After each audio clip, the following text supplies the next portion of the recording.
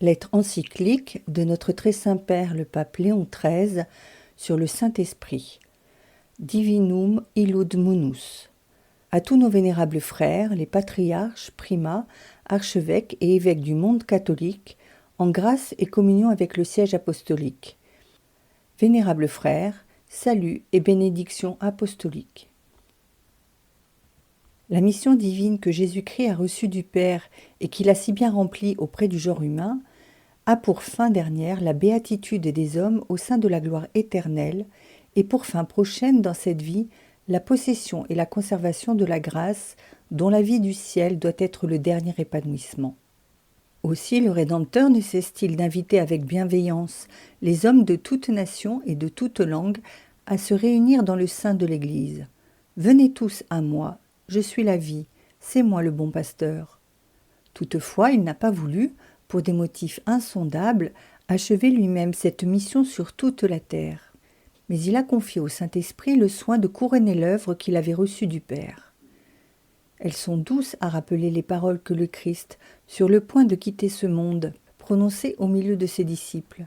« Il est de votre intérêt que je m'en aille, car si je ne m'en vais pas, le Paraclet ne viendra pas vers vous.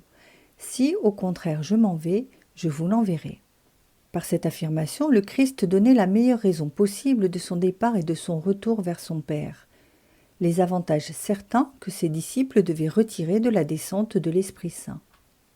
Il montrait en même temps que ce dernier, envoyé par lui, procédait de lui comme du Père et qu'il devait terminer comme invocateur, consolateur, précepteur, l'ouvrage accompli par le Fils durant sa vie mortelle.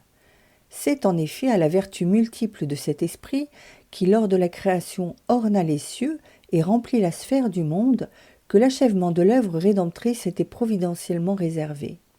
Nous nous sommes continuellement efforcés, avec le secours du Christ Sauveur, prince des pasteurs et gardien de nos âmes, d'imiter les exemples qu'il nous a donnés, en nous attachant religieusement à la fonction confiée par lui aux apôtres, et particulièrement à Pierre, dont la dignité ne saurait défaillir, même dans un héritier indigne. Dans ce but, nous avons fait converger vers deux fins principales tous les travaux entrepris et poursuivis durant notre pontificat déjà si long. En premier lieu, la restauration de la vie chrétienne dans la société et dans la famille, chez les princes et chez les peuples, toute véritable vie découlant du Christ. En second lieu, la réconciliation de tous ceux qu'un motif de foi ou d'obéissance sépare de l'Église catholique, puisque le désir manifeste du Christ est de réunir tous les hommes en un seul bercail, sous un seul pasteur. Aujourd'hui, voyant approcher le terme de notre vie, nous éprouvons plus vivement que jamais le désir de recommander à l'Esprit Saint, qui est amour vivifiant, l'œuvre de notre apostolat, quels que soient les résultats obtenus jusqu'ici, pour qu'il la féconde et l'amène à pleine maturité. Afin que ses fruits soient meilleurs et plus abondants, nous avons résolu à l'occasion des solennités de la Pentecôte de vous entretenir de la présence et de la vertu merveilleuse du Saint-Esprit, c'est-à-dire de l'action et de l'influence qu'il exerce dans toute l'Église et dans chacune de nos âmes par l'admirable abondance des dons célestes. Notre désir le plus ardent est de voir la foi au mystère de l'auguste Trinité se ranimer à nouveau dans les esprits et amener par là une augmentation et un nouvel embrasement de piété à l'égard de cet Esprit divin, auquel principalement doivent rendre grâce tous ceux qui suivent les voies de la vérité et de la justice. Car, comme l'a dit saint Basile, qui niera que les dons faits à l'homme par Dieu et par notre Sauveur Jésus-Christ, selon la bonté de Dieu, soient un effet de la grâce de l'Esprit? Avant d'aborder notre sujet, il nous plaît, et il sera utile, de dire quelques mots du mystère de la très sainte Trinité, appelée par les docteurs la substance du Nouveau Testament, c'est-à-dire le plus grand de tous les mystères, la source et le fondement de tous les autres. C'est pour le connaître et le contempler que les anges ont été créés dans le ciel et les hommes sur la terre. Ce mystère était voilé dans l'Ancien Testament, et c'est pour le manifester plus clairement que Dieu lui-même est descendu du séjour des anges vers les hommes. Jamais personne n'a vu Dieu. Le Fils unique de Dieu, qui est dans le sein du Père, l'a révélé lui-même. Donc, quiconque écrit ou parle sur la Trinité doit avoir devant les yeux le sage conseil du docteur angélique. Lorsque nous parlons de la Trinité, il faut de la prudence et de la réserve, parce que, comme le dit saint Augustin, Il n'y a pas de sujet où l'erreur soit plus dangereuse, les investigations plus laborieuses, ni les découvertes plus fructueuses. Le danger, dans la foi ou dans le culte, est de confondre entre elles les personnes divines ou de diviser leur nature unique. Car la foi catholique vénère un seul Dieu dans la Trinité et la Trinité dans l'unité. Aussi, Innocent XII, notre prédécesseur, refusa-t-il absolument, malgré de vives instances, d'autoriser une fête spéciale en l'honneur du Père. Que si on fête en particulier les mystères du Verbe incarné, il n'existe aucune fête honorant uniquement la nature divine du Verbe, et les solennités de la Pentecôte elles-mêmes ont été établies dès les premiers temps, non en vue d'honorer exclusivement l'Esprit Saint pour lui-même, mais pour rappeler sa descente, c'est-à-dire sa mission extérieure. Tout cela a été sagement décidé, afin que la distinction des personnes n'entraînât pas une distinction dans l'essence divine. En outre, pour maintenir ses enfants dans l'intégrité de la foi, l'Église a institué une fête de la Sainte Trinité, rendue ensuite obligatoire par Jean XXII. Elle permit de dédier à la Trinité des autels et des églises, et après une manifestation de la volonté divine, elle approuva un ordre religieux fondé pour la délivrance des captifs, voué à la Trinité dont il porte le nom. Les preuves abondent à ce sujet. En effet, le culte rendu aux habitants des cieux, aux anges, à la Vierge Mère, au Christ, rejaillit finalement sur la Trinité elle-même. Dans les prières adressées à l'une des trois personnes, on fait mention des autres. Dans les litanies, une invocation commune accompagne l'invocation adressée séparément à chacune des trois personnes. Dans les psaumes et les hymnes, la même louange est adressée au Père et au Fils et au Saint-Esprit. Les bénédictions, les cérémonies rituelles, les sacrements sont accompagnés ou suivis d'une prière à la Sainte Trinité. Ces pratiques nous avaient été conseillées depuis longtemps par l'apôtre, car tout est de lui, par lui et en lui, gloire à lui dans les siècles. Ces paroles signifiaient d'une part la trinité des personnes et d'autre part affirmaient l'unité de nature. Celle-ci étant la même pour chaque personne, on doit également à chacun, comme à un seul et même Dieu, la gloire éternelle due à la majesté divine. Saint Augustin, citant ce témoignage, ajoute « Il ne faut pas prendre dans un sens vague ces mots de l'apôtre. De lui-même, par lui-même et en lui-même.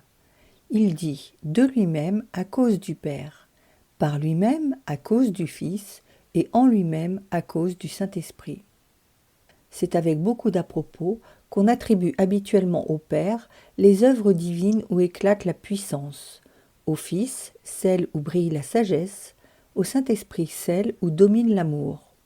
Non que toutes les perfections et toutes les œuvres extérieures ne soient communes aux personnes divines. En effet, les œuvres de la Trinité sont indivisibles, comme l'essence de la Trinité elle-même, parce que l'action des trois personnes divines est aussi inséparable que leur essence. Mais parce que, en vertu d'une certaine comparaison et pour ainsi dire d'une affinité entre les œuvres et les propriétés des personnes, telle œuvre est attribuée ou, comme on dit, appropriée à telle personne plutôt qu'à telle autre. Les similitudes d'impression et d'image fournies par les créatures nous servent pour représenter les personnes divines. Il en est de même de leur attribut essentiel. Cette manifestation des personnes par leur attribut essentiel s'appelle appropriation. Il s'ensuit que le Père, principe de toute divinité, est en même temps la cause créatrice de l'université des êtres, de l'incarnation du Verbe et de la sanctification des âmes. De lui sont toutes choses. L'apôtre dit « de lui, à cause du Père ». Le Fils, Verbe, image de Dieu, est en même temps la cause exemplaire que reflètent toutes choses dans leur forme et leur beauté, leur ordre et leur harmonie. Il est pour nous la voie, la vérité, la vie, le réconciliateur de l'homme avec Dieu. Par lui sont toutes choses. L'apôtre dit par lui, à cause du Fils. Le Saint-Esprit est la cause finale de tous les êtres, parce que de même que la volonté et généralement toute chose se repose en sa fin, ainsi l'Esprit Saint, qui est la bonté divine et l'amour naturel du Père et du Fils, complète et achève par une impulsion forte et douce les opérations secrètes qui ont pour résultat final le salut éternel de l'homme. En lui sont toutes choses. L'apôtre dit en lui à cause du Saint-Esprit. Gardant avec un soin jaloux le zèle religieux dû à la Trinité entière et qu'il importe d'inculquer de plus en plus au peuple chrétien, abordons enfin l'exposé de la vertu de l'Esprit Saint. Le premier aspect sous lequel il nous faut considérer le Christ est celui de fondateur de l'Église et de rédempteur du genre humain. Certes, parmi les œuvres extérieures de Dieu, la plus remarquable est le mystère du Verbe incarné, où la splendeur des perfections divines brille d'un tel éclat qu'il est impossible d'imaginer plus grande splendeur, ni rien de plus salutaire pour l'humanité. Cette œuvre si grande, bien qu'appartenant à la Trinité entière, est attribuée spécialement au Saint-Esprit. Aussi les évangiles parlent-ils de la Vierge en ces termes. Elle fut trouvée ayant conçu du Saint-Esprit, et ce qu'elle a conçu est du Saint-Esprit. C'est à bon droit qu'on attribue cette œuvre à celui qui est l'amour du Père et du Fils, puisque ce grand témoignage d'amour vient de l'affection infinie de Dieu pour les hommes, comme nous en avertit saint Jean. Dieu a aimé le monde au point de lui donner son Fils unique. Ajoutez que la nature humaine a été élevée par là à l'union personnelle avec le Verbe. Cette dignité ne lui a été nullement accordée à cause de ses mérites, mais par un pur effet de la grâce, et par suite, c'est un bienfait propre du Saint-Esprit. Il faut citer sur ce sujet la judicieuse remarque de saint Augustin. La manière dont le Christ a été conçu par l'opération de l'Esprit Saint nous fait voir quelle est la bonté de Dieu. Par elle, en effet, la nature humaine, sans aucun mérite antérieur, fut unie dès le premier instant de son existence au Verbe de Dieu dans une telle unité de personnes que le Fils de Dieu fut le même être que le Fils de l'homme et le Fils de l'homme le même être que le Fils de Dieu. La vertu de l'Esprit Saint a opéré non seulement la conception du Christ, mais aussi la sanctification de son âme appelée onction par les livres saints. Tous ses actes, et en particulier son sacrifice, furent accomplis sous l'influence de l'Esprit Saint. C'est par l'Esprit Saint qu'il s'est offert lui-même à Dieu, victime immaculée. Pour qui pèse ces choses, quoi d'étonnant que les dons du Saint-Esprit aient afflué dans l'âme du Christ. En lui a résidé une telle abondance de grâce qu'il ne peut y en avoir de plus grande ni de plus efficace. En lui se trouvaient tous les trésors de la sagesse et de la science, les grâces gratuites, les vertus, en un mot tous les dons prédits par les oracles d'Isaïe, symbolisés par la colombe du Jourdain lorsque le Christ sanctifia ce fleuve par son baptême en vue de créer un nouveau sacrement. Cette thèse s'appuie merveilleusement sur les paroles suivantes de saint Augustin. Il est absurde de dire que le Christ reçut l'Esprit Saint à l'âge de 30 ans, mais il vint au baptême sans péché et partant avec l'Esprit Saint. En cette circonstance, c'est-à-dire lors de son baptême, il daigna symboliser à l'avance son corps mystique, l'Église, dans laquelle les baptisés reçoivent le Saint-Esprit d'une manière spéciale. Donc l'apparition visible du Saint-Esprit au-dessus du Christ et son influence invisible dans l'âme du Sauveur représentent sa double mission, l'une visible dans l'Église, l'autre invisible dans les âmes justes. L'Église, déjà conçue et qui était sortie pour ainsi dire des flancs du nouvel Adam dormant sur la croix, s'est manifestée pour la première fois aux hommes d'une manière éclatante le jour célèbre de la Pentecôte. En ce jour, le Saint-Esprit commença à répandre ses bienfaits dans le corps mystique du Christ, par cette admirable effusion que le prophète Joël avait vue longtemps à l'avance.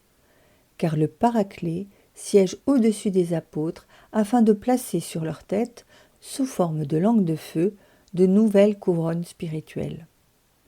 Alors, écrit saint Jean Chrysostome, les apôtres descendirent de la montagne, portant en leurs mains, non des tables de pierre comme Moïse, mais portant dans leur âme l'Esprit Saint qui répandait comme un trésor et un fleuve de vérité et de grâce.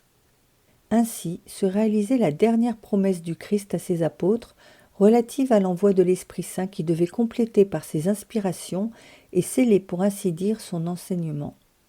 J'ai encore beaucoup de choses à vous dire, mais vous ne pouvez les porter en ce moment. Lorsque l'Esprit de vérité sera venu, il vous enseignera toute vérité.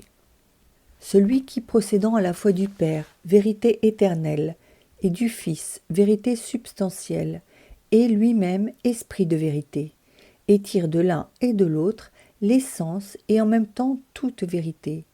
Donne à l'Église cette même vérité, veillant par une présence et un appui continu à ce qu'elle ne soit jamais exposée à l'erreur, et qu'elle puisse de jour en jour féconder plus abondamment les germes destinés à porter des fruits de salut pour les peuples.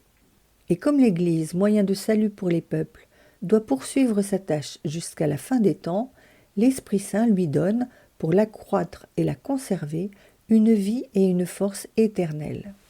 Je prierai mon Père, et il vous donnera un autre Paraclet, l'Esprit de vérité, pour qu'il demeure toujours avec vous. C'est par lui que sont constitués les évêques, dont le ministère engendre non seulement des fils, mais encore des pères, c'est-à-dire les prêtres, pour gouverner l'Église et la nourrir de ce sang du Christ qui l'a rachetée. L'Esprit Saint a établi les évêques pour gouverner l'Église de Dieu qu'il a acquise de son sang. Les uns et les autres évêques et prêtres, par une grâce insigne du Saint-Esprit, ont le pouvoir d'effacer les péchés selon cette parole du Christ aux apôtres. Recevez le Saint-Esprit. Les péchés seront remis à ceux à qui vous les remettrez et retenus à ceux à qui vous les retiendrez. Aucune preuve ne démontre plus clairement la divinité de l'Église que la gloire dont le Saint-Esprit l'a revêtue. Qu'il nous suffise d'affirmer que, si le Christ est la tête de l'Église, l'Esprit Saint en est l'âme. L'Esprit Saint est dans l'Église, corps mystique du Christ, ce que l'âme est dans notre corps. Cela étant, on ne saurait attendre une plus grande et plus féconde manifestation de l'Esprit divin. Celle qui a lieu maintenant dans l'Église est parfaite, et elle durera jusqu'à ce que l'Église, après avoir achevé la période de lutte, jouisse dans le ciel de la joie du triomphe. Comment et dans quelle mesure le Saint-Esprit agit dans les âmes? Cela n'est pas moins admirable, bien que plus difficile à comprendre, par cela même que nos yeux ne le peuvent saisir. Cette effusion de l'Esprit divin est si abondante que le Christ lui-même, dont elle découle, l'a comparée à un fleuve très abondant, comme on le voit dans Saint Jean. Celui qui croit en moi, dit l'Écriture, verra des fleuves d'eau vive couler de son sein. L'évangéliste explique ce témoignage. Il dit cela de l'Esprit Saint que devaient recevoir tous ceux qui croiraient en lui. Il est hors de doute que l'Esprit Saint a habité par la grâce dans les justes qui précédèrent le Christ, comme cela est écrit des prophètes, de Zacharie, de Jean-Baptiste, de Siméon et d'Anne. L'Esprit Saint, en effet, est venu le jour de la Pentecôte, non pour commencer à habiter l'âme des saints, mais pour la pénétrer davantage. Non pour commencer à leur accorder ses dons, mais pour les en combler. Non pour faire œuvre nouvelle, mais pour augmenter la générosité de ses largesses. Cependant, si ces hommes étaient comptés parmi les fils de Dieu, ils n'en demeuraient pas moins semblables, par leur condition, à des esclaves. Car le fils ne diffère en rien de l'esclave tant qu'il est dans les mains des tuteurs et des maîtres. Outre qu'il n'y avait pas en eux la justice, si ce n'est celle qui provenait des mérites du Christ à venir, la communication de l'Esprit Saint après la venue du Christ fut incomparablement plus abondante et surpassa les précédentes, un peu comme la somme convenue l'emporte en valeur sur les arts, comme la réalité l'emporte sur la figure. Saint Jean a donc pu dire « L'Esprit Saint n'avait pas encore été donné parce que Jésus n'avait pas été glorifié. » Aussitôt que le Christ, montant au ciel, eut pris possession de la gloire de son royaume qu'il avait si laborieusement acquise, il répandit généreusement les richesses de l'Esprit Saint et fit part de ses dons aux hommes. Ce don, cet envoi de l'Esprit Saint après la glorification du Christ, était tel qu'il n'y en avait jamais eu auparavant. Non qu'auparavant il n'eût jamais été envoyé, mais il n'avait jamais été envoyé de cette façon. En effet, la nature humaine est nécessairement servante de Dieu. La créature est servante et nous sommes les serviteurs de Dieu par nature. En outre, à cause de la faute commune, notre nature est tombée dans un tel abîme de vice et de honte que nous étions devenus les ennemis de Dieu. Nous étions par nature fils de colère. Nulle puissance n'était capable de nous arracher à cette ruine et de nous sauver de la perte éternelle. Cette tâche, Dieu, créateur de l'homme, l'a accompli dans sa souveraine miséricorde par son Fils unique, grâce auquel nous avons été rétablis avec une plus grande abondance de dons dans la dignité et la noblesse que nous avions perdues. Dire quelle a été cette œuvre accomplie par la grâce divine dans l'âme humaine est chose impossible. Aussi, les livres saints et les pères de l'Église nous appellent-ils heureusement régénérés, créatures nouvelles, participants de la nature divine, fils de Dieu, déifiés et autres titres analogues. Ce n'est pas sans raison que de si grands bienfaits sont attribués spécialement au Saint-Esprit. Il est l'esprit d'adoption des fils par lequel nous crions « Abba ». Père, c'est lui qui répand dans les cœurs la suavité de l'amour paternel. Ce même esprit nous fait comprendre que nous sommes les fils de Dieu. Pour l'expliquer, la similitude constatée par l'ange de l'école entre les deux œuvres de l'Esprit Saint vient fort à propos. Par lui, le Christ a été conçu dans la sainteté pour être le Fils naturel de Dieu, et les autres sont sanctifiés pour devenir fils adoptifs de Dieu. Ainsi, l'amour, mais l'amour incréé, produit une régénération spirituelle bien supérieure à ce qui pourrait se faire dans la nature. Cette régénération et rénovation commence pour l'homme au baptême.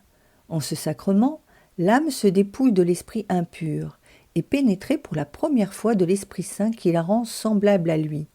Ce qui est né de l'esprit est esprit. Ce même esprit se donne dans la confirmation d'une façon plus abondante pour assurer la fermeté et la vigueur de la vie chrétienne. C'est à lui que les martyrs et les vierges ont dû leur triomphe sur les attraits de la corruption. L'Esprit Saint, disons-nous, se donne lui-même. L'amour de Dieu a été répandu en nos cœurs par l'Esprit Saint qui nous a été donné. Non seulement il nous apporte les grâces divines, mais il en est l'auteur et il est lui-même le don suprême. Procédant du mutuel amour du Père et du Fils, il est, et on l'appelle à juste titre, le don du Dieu très haut. Pour mettre plus en lumière la nature et la force de ce don, il importe de rappeler les explications données par les docteurs d'après les enseignements des saintes lettres.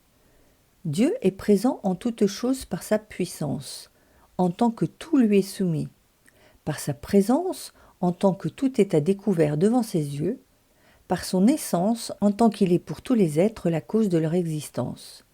Mais Dieu n'est pas seulement dans l'homme, comme il est dans les choses, il est de plus connu et aimé de lui, puisque notre nature nous fait elle-même aimer, désirer et poursuivre le bien. Enfin, Dieu, par sa grâce, réside dans l'âme juste ainsi qu'en un temple, d'une façon très intime et spéciale. De là, ce lien d'amour qui unit étroitement l'âme à Dieu, plus qu'un ami ne peut l'être à son meilleur ami, et la fait jouir de lui avec une pleine suavité. Cette admirable union, appelée inhabitation, dont l'état bienheureux des habitants du ciel ne diffère que par la condition, est cependant produite très réellement par la présence de toute la Trinité. Nous viendrons en lui et nous ferons en lui notre demeure. Elle est attribuée néanmoins d'une façon spéciale au Saint-Esprit. En effet, des traces de la puissance et de la sagesse divine se manifestent même chez un homme pervers. Mais le juste seul participe à l'amour, qui est la caractéristique du Saint-Esprit. Ce qui le confirme, c'est que cet esprit est appelé saint, parce qu'étant le premier et le suprême amour, il conduit les âmes à la sainteté, qui, en dernière analyse, consiste dans l'amour de Dieu. C'est pourquoi l'apôtre, appelant les justes temple de Dieu, ne les appelle pas expressément temple du Père ou du Fils, mais du Saint-Esprit. Ne savez-vous pas que vos membres sont les temples du Saint-Esprit qui est en vous, que vous avez reçu de Dieu ? L'abondance des biens célestes qui résulte de la présence du Saint-Esprit dans les âmes pieuses se manifeste de beaucoup de manières. Telle est, en effet, la doctrine de saint Thomas d'Aquin. Puisque l'Esprit Saint procède comme amour, il procède en qualité de premier don. C'est pourquoi saint Augustin dit que, par le don qui est l'Esprit Saint, beaucoup de dons particuliers sont distribués aux membres du Christ. Parmi ces dons se trouvent ces secrets avertissements, ces mystérieuses invitations qui, par une impulsion de l'Esprit Saint, sont faits aux âmes et sans lesquelles on ne peut ni s'engager dans la voie de la vertu, ni progresser, ni parvenir au terme du salut éternel. Puisque ces paroles et ces influences se produisent secrètement dans les âmes, c'est avec à propos que les saintes lettres les comparent quelquefois au souffle de la brise. Et le docteur Angélique les assimile avec raison au mouvement du cœur dont toute la force est cachée dans l'être qui l'anime. Le cœur a une certaine influence secrète, c'est pourquoi on lui compare l'Esprit Saint qui vivifie et unit l'Église d'une façon invisible. De plus, le juste qui vit déjà de la vie de la grâce et chez lequel les vertus jouent le rôle des facultés dans l'âme, a absolument besoin des 7 dons qu'on appelle plus particulièrement dons du Saint-Esprit. Par ces dons, l'esprit se fortifie et devient apte à obéir plus facilement et plus promptement aux paroles et aux impulsions du Saint-Esprit. Aussi, ces dons sont d'une telle efficacité qu'ils conduisent l'homme au plus haut degré de la sainteté. Ils sont si excellents qu'ils demeureront les mêmes dans le royaume des cieux, quoique dans un degré plus parfait. Grâce à eux, l'âme est amenée et excitée à acquérir les béatitudes évangéliques, ces fleurs que le printemps voit éclore, signe précurseur de la béatitude éternelle. Enfin, quelle suavité dans ces fruits énumérés par l'apôtre, apportés par l'Esprit Saint aux âmes justes, même en cette vie périssable, plein de douceur et d'allégresse, tel qu'il convient à l'Esprit de les produire, lui qui est dans la Trinité, la suavité du Père et du Fils, et qui répand sur toutes les créatures ses généreuses et fécondes largesses. L'Esprit divin, procédant du Père et du Verbe, dans l'éternelle lumière de la sainteté, en tant qu'amour et don, après s'être montré dans l'Ancien Testament sous les voiles des figures, s'est répandu lui-même avec abondance dans le Christ et dans l'Église, son corps mystique. Par sa présence et sa grâce, il a transformé les hommes plongés dans la corruption et le vice, d'une façon si complète que n'étant plus terrestres tout en restant sur la terre, ils deviennent semblables à des habitants du ciel. Puisque ces dons sont si grands, et qu'ils montrent si nettement l'immense bonté de l'Esprit Saint à notre égard, il nous oblige à lui témoigner la plus grande piété et soumission. Nous y parviendrons aisément en nous appliquant chaque jour davantage à le connaître, l'aimer, l'invoquer. Puisse cette exhortation, sortie de notre cœur paternel, provoquer cet amour. Peut-être y a-t-il encore aujourd'hui des chrétiens qui, interrogés comme ceux auxquels l'apôtre demandait jadis s'ils avaient reçu le Saint-Esprit, répondaient comme eux, mais nous n'avons même pas entendu dire qu'il y eut un Saint-Esprit. Du moins, beaucoup ne connaissent pas cet esprit. Ils le nomment souvent dans leurs exercices de piété, mais avec une foi très peu éclairée. En conséquence, que les prédicateurs et tous ceux qui ont charge d'âme se souviennent qu'il leur incombe le devoir de transmettre avec zèle et en détail tout ce qui concerne le Saint-Esprit, en écartant toutefois les controverses ardues et subtiles, afin d'éviter les vaines témérités de ceux qui voudraient imprudemment scruter tous les mystères divins. Il importe plutôt de rappeler clairement les bienfaits sans nombre qui ne cessent de découler sur nous de cette source divine. Ainsi, ils dissiperont entièrement l'erreur et l'ignorance indigne des fils de lumière. Nous insistons sur ce point, non seulement parce qu'il s'agit d'un mystère qui nous conduit directement à la vie éternelle, et que par conséquent nous devons croire fermement, mais encore parce que le bien est d'autant plus aimé qu'il est plus connu. On doit aimer l'Esprit Saint, et c'est le second sujet que nous avions annoncé, parce qu'il est Dieu. Tu aimeras le Seigneur ton Dieu de tout ton cœur, de toute ton âme et de toutes tes forces. On doit aussi l'aimer parce qu'il est l'amour premier, substantiel, éternel, et rien n'est plus aimable que l'amour. On doit l'aimer d'autant plus qu'il nous a comblés de plus grands bienfaits qui témoignent de sa munificence et appellent notre gratitude. Cet amour a une double utilité fort appréciable. Il nous excitera à acquérir chaque jour une connaissance plus complète de l'Esprit Saint. Celui qui aime, dit le docteur Angélique, ne se contente pas d'un aperçu superficiel de l'objet aimé, mais il s'efforce d'en rechercher tous les détails intimes, et il pénètre tellement dans son intimité qu'on dit de l'Esprit Saint, amour de Dieu, qu'il scrute même les profondeurs divines, et il nous accordera ses dons célestes en abondance, d'autant plus que, si l'ingratitude ferme la main du bienfaiteur, par contre, la reconnaissance la fait rouvrir. Il faut veiller à ce que cet amour ne se borne pas à une aride connaissance ni à un hommage purement extérieur, qu'il soit au contraire prompt à agir et surtout qu'il évite le péché, qui offense particulièrement le Saint-Esprit. En effet, tout ce que nous le sommes par la bonté divine, qui est attribuée spécialement au Saint-Esprit. Il offense donc son bienfaiteur, celui qui pêche et qui, abusant de ses dons et de sa bonté, devient chaque jour plus audacieux. Comme il est esprit de vérité, si quelqu'un tombe par faiblesse ou ignorance, il aura peut-être une excuse aux yeux de Dieu. Mais celui qui par malice combat la vérité et s'en détourne, pêche gravement contre le Saint-Esprit.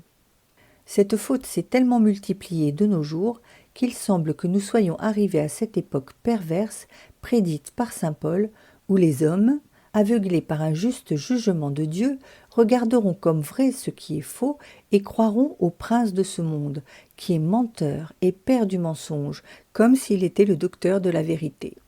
Dieu leur enverra l'esprit d'erreur, afin qu'ils croient au mensonge.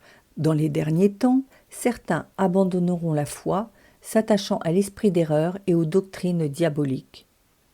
Mais puisque l'Esprit Saint, comme nous l'avons dit, habite en nous ainsi qu'en un temple, il faut rappeler le précepte de l'apôtre. Ne contristez pas l'Esprit de Dieu dont vous portez le signe. Il ne suffit pas d'éviter le mal, mais le chrétien doit briller de l'éclat de toutes les vertus, afin de plaire à un hôte si grand et si bienfaisant. Au premier rang doivent se trouver la pureté et la sainteté, qualités qui conviennent à un temple. C'est pourquoi le même apôtre dit « Ignorez-vous que vous êtes le temple de Dieu et que l'Esprit de Dieu habite en vous ? Si quelqu'un profane le temple de Dieu, Dieu le perdra, car le temple que vous êtes est saint. » Menace terrible, il est vrai, mais combien juste. Enfin, il faut prier le Saint-Esprit, car il n'est personne qui n'ait le plus grand besoin de son aide et de son secours.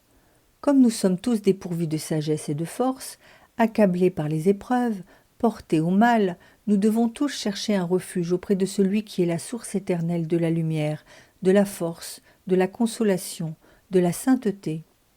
C'est à lui surtout qu'il faut demander ce bien indispensable aux hommes, la rémission des péchés. Le propre de l'Esprit Saint est d'être le don du Père et du Fils. La rémission des péchés se fait par l'Esprit Saint en tant que don de Dieu. C'est de cet esprit que la liturgie dit expressément « Il est la rémission de tous les péchés ». Comment faut-il le prier ? L'Église nous l'enseigne très clairement, elle qui le supplie et l'adjure par les noms les plus doux. Venez, Père des pauvres, venez, distributeur des grâces, venez, lumière des cœurs, consolateur excellent, doux hôte de l'âme, agréable rafraîchissement. Elle le conjure de laver, de purifier, de bénir nos esprits et nos cœurs, de donner à ceux qui ont confiance en lui le mérite de la vertu, une heureuse mort et la joie éternelle. Et l'on ne peut douter qu'il n'écoute ses prières, celui qui a écrit de lui-même « L'Esprit lui-même supplie pour nous avec des gémissements inénarrables ». Enfin, il faut lui demander assidûment et avec confiance de nous éclairer de plus en plus, de nous brûler des feux de son amour, afin qu'appuyés sur la foi et la charité, nous marchions avec ardeur vers les récompenses éternelles, car il est le gage de notre héritage. Vous connaissez maintenant, vénérables frères, les avis et les exhortations qu'il nous a plu de publier pour accentuer le culte de l'Esprit Saint. Ces conseils, nous n'en doutons pas, porteront avec le secours de votre zèle des fruits excellents parmi le peuple chrétien. Pour y arriver, nous ne négligerons aucun effort et nous travaillerons à nourrir encore cette piété par tous les moyens favorables. Il y a 2 ans, dans notre lettre Provida Matris, nous recommandions pour la Pentecôte des prières destinées à hâter l'unité du peuple chrétien. Aujourd'hui, il nous plaît de prendre à ce sujet des décisions plus étendues. Nous décrétons donc et nous ordonnons que dans tout le monde catholique, cette année et les suivantes, une neuvaine soit faite avant la Pentecôte dans toutes les églises paroissiales et, si l'ordinaire le juge bon, dans toutes les églises. À tous ceux qui auront pris part à cette neuvaine et prié à nos intentions, nous accordons une indulgence de 7 ans et 7 quarantaines pour chaque jour. Nous accordons une indulgence plénière pour l'un de ces jours, soit le jour même de la Pentecôte, soit un jour de l'octave, à tous ceux qui, s'étant confessés, auront communié et prié à nos intentions. Ceux qui, pour un motif légitime, ne pourront prendre part à ces prières publiques, ou dans l'église desquelles elles ne pourront être faites d'après le jugement de l'ordinaire, participeront à ces mêmes faveurs spirituelles pourvu qu'après avoir fait la neuvaine en particulier, ils remplissent les conditions prescrites. Nous accordons, en outre, à perpétuité du trésor de l'Église, à ceux qui réciteront chaque jour, en public ou en particulier, des prières au Saint-Esprit depuis l'octave de la Pentecôte jusqu'à la fête de la Sainte Trinité, tout en remplissant les conditions indiquées plus haut, la faculté de gagner les 2 indulgences. Enfin, nous permettons d'appliquer toutes ces indulgences aux âmes du purgatoire. Notre esprit et notre attention se reportent maintenant aux vœux que nous émettions au début. Nous demandons et demanderons encore leur réalisation à l'Esprit Saint par d'ardentes prières. Unissez-vous à nous, vénérables frères, et que toutes les nations catholiques joignent leur voix à la nôtre et s'adressent à la puissante et bienheureuse Vierge. Vous savez quel lien intime et admirable l'unissent à cet esprit dont elle est appelée l'épouse immaculée. Sa prière contribua au mystère de l'incarnation et à la descente du Saint-Esprit sur les apôtres. Qu'elle fortifie nos communes prières par son bienveillant suffrage, afin que l'Esprit renouvelle en faveur des malheureux de cette vie les merveilles chantées par David. Vous enverrez votre Esprit Saint, et tout sera créé, et vous renouvellerez la face de la terre. Comme gage des faveurs célestes et en témoignage de notre bienveillance, recevez, vénérables frères, pour vous, pour votre clergé et pour votre peuple, la bénédiction apostolique que nous vous accordons très affectueusement dans le Seigneur. Donné à Rome, près de Saint-Pierre, le 9 mai 1897, la 20e année de notre pontificat. Léon XIII, pape.